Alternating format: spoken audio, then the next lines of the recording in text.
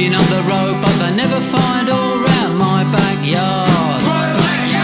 Catch a falling star, acting still before round my backyard. No soft centre, cause it's all hardboard round my backyard.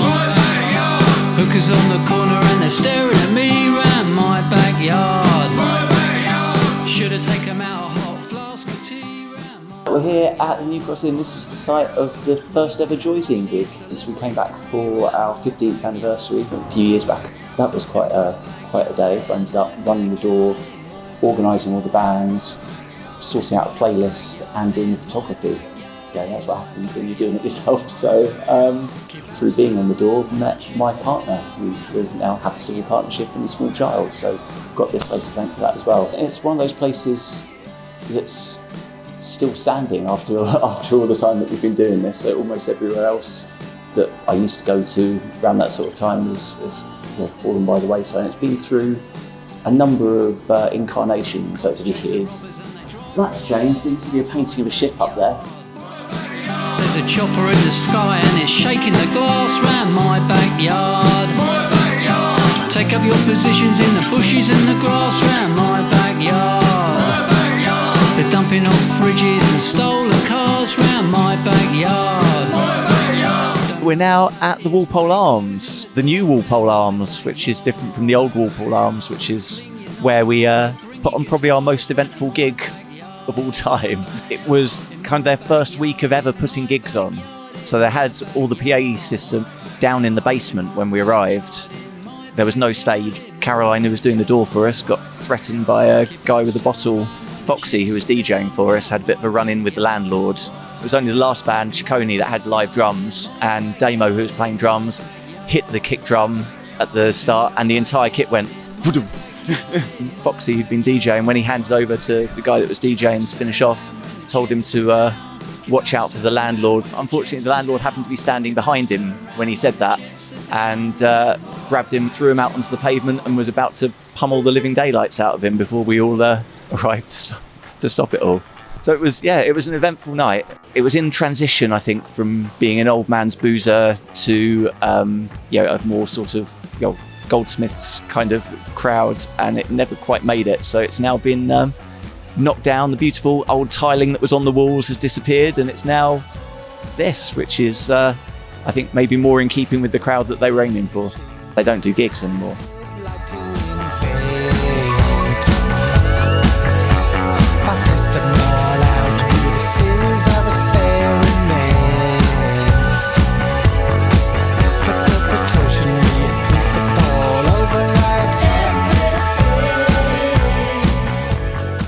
We're here at the lovely Amersham Arms. First time I ever came was a night here, which was a kind of alternative, slightly sort of arty burlesque night, interspersed with live bands, including a ska punk band called Raw Poo, who lived up to their name. That didn't put me off. I've been back many times since. It's where a beloved friend, Kathy St. Luce, does a lot of her promoting with her Rocklands Music Tourist Board nights that she puts on, which are always fantastic. It's also the home to Loud Women Fest this year as well, who we've worked with, and it's home to First Timers Fest, which is a brilliant initiative where they put on workshops for people who have never played an instrument or been in a band before, and they put them all in a room together, give them some kind of basics on how to play an instrument and encourage them to form bands, and then put on a festival with them all playing their first ever gig here. Put on a Joy Fest here as well. There's all sorts that goes on here. I've seen choir performances here, I've seen comedy here, I've seen music here. It's one of those places they try and cram in as much as they can. I think they do really good club nights as well. It's a wonderful place run by nice people.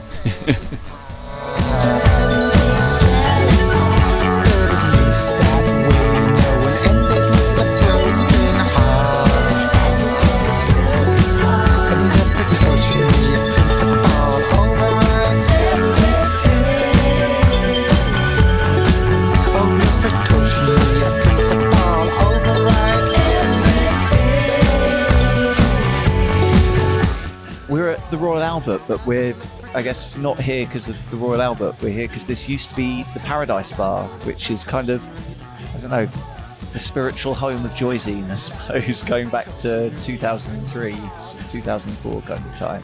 We're sitting now where the stage used to be. Wow, so we're literally on stage. Yeah, we are literally on stage.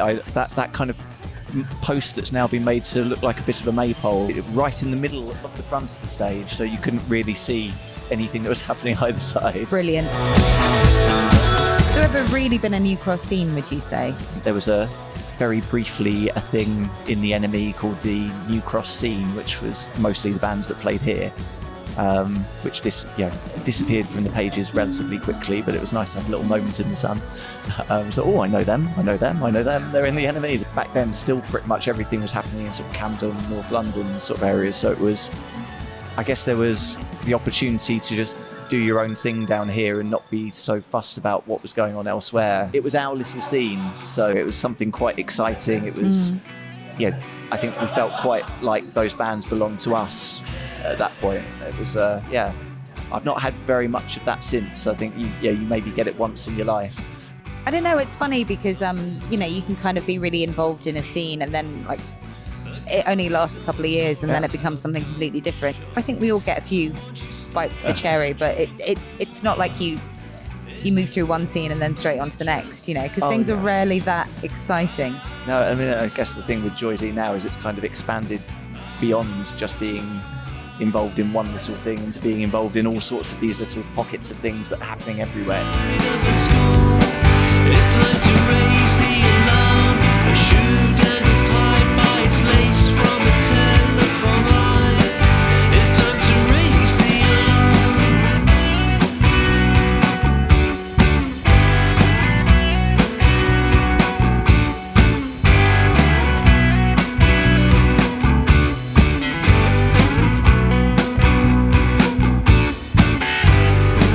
Don't be so useless past the one. The world's unjust, we say it all the time. We're in Deptford's wonderful bird's nest. It's an integral part of Deptford, I think. I think if it ever were to disappear, Deptford would never quite be the same again. Did you ever, when you set up Joyzine, imagine that it would be continuing on for like years and years, 20 years? I don't think I had any idea of anything when I started Joyzine, to be honest. 2/3 of the people that I know now, I know because of Joyzine. We've got, dozens and dozens of writers with all sorts of different interests now. So it's kind of, it's the music that we love. It's not necessarily the music that I love all the time. It's the music that, this expanding, ever-evolving group of people love. That's our one hard and fast rule in Joyzine, is that we only write about things that we genuinely care about and want people to listen to. If we spent time writing bad reviews for the stuff that we don't like, we'd never get round to writing about the stuff that we do. You at Joyzine have been a big champion of loads of Blang bands over the years. There's a kind of a mutual understanding of, right, this is coming at it from the DIY end of music culture. I think gradually over the years you get,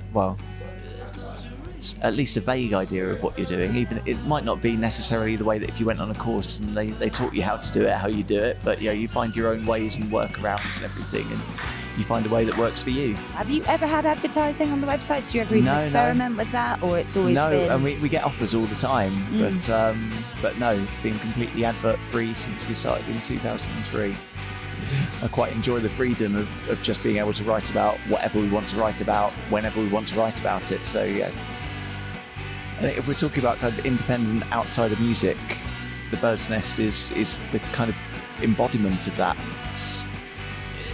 I don't know, it's kind of a home for people who don't really have a home elsewhere culturally, and it's very much a place that does its own thing. We do need to try and hang on to these venues, because a lot of it's just people kind of going, yeah, go on, put on a gig here, yeah, why not, we'll give it a go. Bird's Nest is under threat at the moment from redevelopment, and they're talking about knocking it down, building flats and things, and a new Bird's Nest, which will be called the Bird's Nest, but it won't be the Bird's Nest.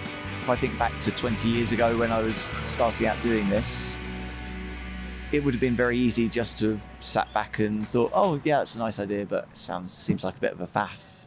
Can't really be bothered. My life would be I mean, I don't know what my life would be had I not created Joyzine. It's become such an integral part of who I am, and all the relationships I have, all the people that I know. So yeah, if you've got that kind of twinge making you think, oh, maybe I should do something, just go ahead and do it and see in 20 years where you end up.